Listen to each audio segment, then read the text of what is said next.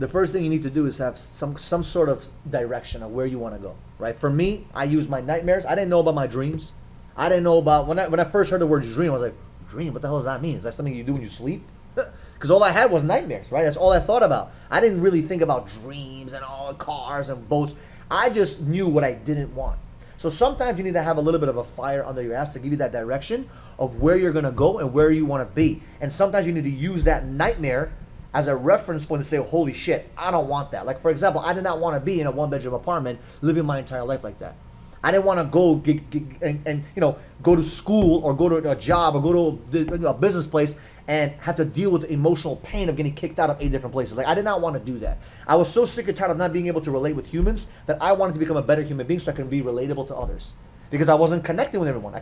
Nobody understood me at a young age. Right. So it's just using your nightmares as a fuel, as a force to kind of push you to where you want to go. And if you focus on the nightmare, or even the dream, if you have those dreams, then that's going to give you a good direction. That's what I recommend for most people. Figure out what is it, where do you want to go?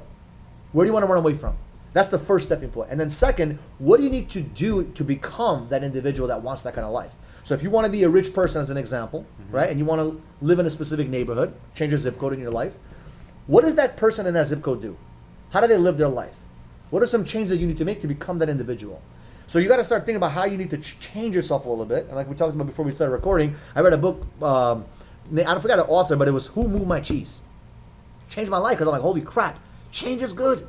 I used to be afraid of change. I used to be afraid of making mistakes. I used to be so full of fear. And I realized that change is actually amazing. Change equals growth, like you just talked about, right? So it's changing yourself to become that better version of yourself. And as you do that step by step by step by step, you will figure out your path because God is going to bless you with the direction you need to get into, and what you need to do in what industry. Because believe me, I had no idea what I was going to do at 19. Most people don't even know. I still don't know what I'm going to do when I'm 40, 50, 60. But I have some kind of idea and direction where I'm trying to go.